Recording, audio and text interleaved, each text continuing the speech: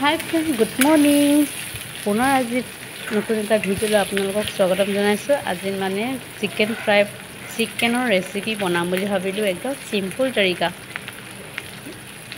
तरीका के बनाम বুলি ভাবিলো। एया নাই ভিজা এইখিনি কুকুৰা মাংস হয়, অসমীয়া কুকুৰা মাংস বুলি কয়, চিকেন মিট। এয়া আলু এটা লৈ ললো। আলুখিনি মই এয়া ভালদৰে জোখত গুছাই মেলি কাটি ললো। লগতে এই মাংসখিনি মই ভালদৰে ধুই ললো, বেছি নহয় অকমানে হয়। এয়া কেৰাহীটো গৰম হৈছে, এয়া তেল মই দি দিছোঁ ভালদৰে। এয়া তাৰপিছত মই তেলখিনি ভালদৰে গৰম হোৱাৰ পাছত পিঁয়াজকেইটা দি দিলোঁ। দিম লগতে লচুন আদাৰ গুড়ি অকণমান দি দিলোঁ।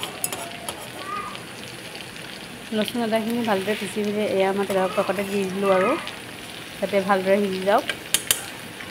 এয়া দি দিলোঁ। তাৰ লগতে মই হালধি অকণমান দি দিলোঁ। এয়া হালধি অকণমান দি দিলোঁ। দি দিয়াৰ পাছত মই ভালদৰে পিঁয়াজ আৰু আদা লচুন নহৰুবিলাক ভালদৰে মিক্স কৰি দিলোঁ।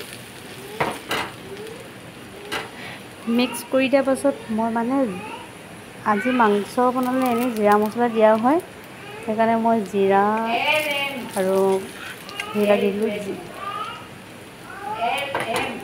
দি দিয়াৰ পাছত ভালদৰে মিক্স কৰি দিলোঁ।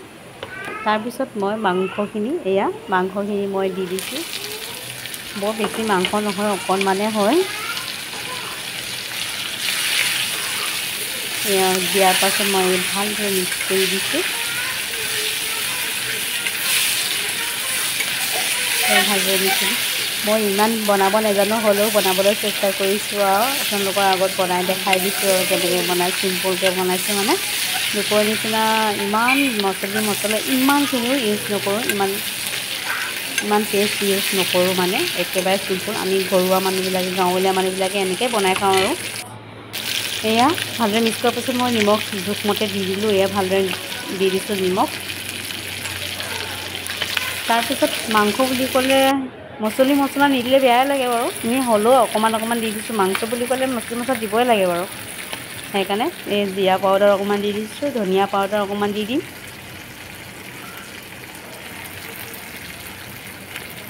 ধনিয়া পাউডাৰ অকণমান দি দিলোঁ। বৰ বেছি নিদিওঁ আৰু অকণমান দিম। একেবাৰে চিম্পুলকৈ বনাওঁ আৰু বেছি পেষ্ট নবনাওঁ। জিৰা মছলা অকণমান দিওঁ, দি দিছোঁ। দিয়াৰ পাছত মই এইখিনি ভালদৰে মিক্স কৰি দিম। এইখিনি ভালদৰে মই মিক্স কৰি লৈছোঁ। মাংসখিনি ভাজি থকা সময়তে পাৰ্চি আহি পালে আৰু মোক সুধিছে কি ভাজিছা বুলি। মাংস বনাইছোঁ। মাংস বনোৱাৰ কাৰণে তাই বহুত ফূৰ্তি কৰিছে। মই মাংসখিনি ভালদৰে ঢাকনি মাৰি আকৌ এবাৰ চাইছোঁ। ঢাকনি হোৱাৰ পিছত আকৌ এবাৰ উলিয়াই চাইছোঁ আৰু ভালদৰে মিক্স কৰি দিছোঁ। এয়া অলৰেডি সিজিছেগৈ আৰু অকণমান। এয়া মই ভালদৰে একদম ধুনীয়াকৈ ফ্ৰাই কৰি লৈছোঁ। নাই সিজা। তাৰপাছত মই ইয়াতে আলুখিনি মিক্স কৰি দিম। আলুখিনি এয়া ভালদৰে মই মিক্স কৰি দিছোঁ। মাংস বা যিকোনো চব্জিতে আলু যদি এটা দুটা নিদিয়ে এনেই শাকখন বেয়া লাগে ন। আলু চবতে মিলিব পাৰে, এনেই আলু বুলি নকয়, চবৰ লগতে মিলি পৰে যে, সেইটো কাৰণে ইয়াক আলু বুলি কৈছে ন। এয়া ভালদৰে মই মিক্স কৰি দিছোঁ। আকৌ মই ঢাকন মাৰি দিছোঁ, অকণমান সময় থৈ দিম। এয়া অলৰেডি সিজিছে, মোৰ আলুখিনিও সিজিছে। সেই পাৰ্চিৰ কাৰণে 2 পিচমান উলিয়াই লৈছোঁ। তাই ভাত খাওঁ কৈ আছিলে যে, সেইটো কাৰণে মই পাৰ্চিৰ কাৰণে 2 পিচমান উলিয়াই লৈছোঁ। এয়া আলু 2 পিচমান উলিয়াই ল'ম আমাৰ কণমানিজনীৰ কাৰণে। তাৰপিছত মই এইখিনি অলপ জোল কৰি দিম। ৰেচিপি বনাম অকণমান, কুকুৰা মাংস অকণমান জোল কৰি খালে ভাল লাগে ন। এইখিনি অকণমান জোখমতে মই পানী দি দিম। আমাৰ মানুহ কেইজন আছে সেয়াৰ জোখ লৈ কিনে মই জোখমতে পানীখিনি দি লৈছোঁ। এয়া দিয়াৰ পাছত অকণমান হিৰাই দিছোঁ। ইয়াত যদি জালুক কেইটামান দি দিব পৰা হ'লে আৰু ভাল লাগিলেহেঁতেন, কিন্তু কি কৰিম জালুক নাই যে, সেইকাৰণে এয়া জোখমতে মই নিমখ দি লৈছোঁ। তাৰপিছত ঢাকোন মাৰি দিছোঁ।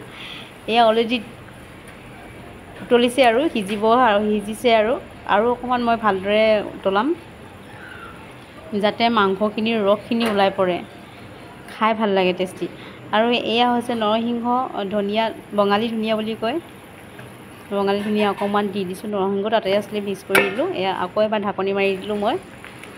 এয়া অলৰেডি মোৰ ৰেচিপিটো হ'বলৈ হ'লেই, পানী মই ইমান সৰহকৈ দিছিলোঁ। এতিয়া মই পূৰা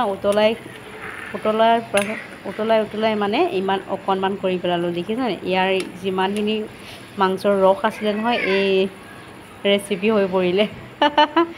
এয়া অলৰেডি মোৰ ফিনিছ হৈ গ'ল। Bye bye.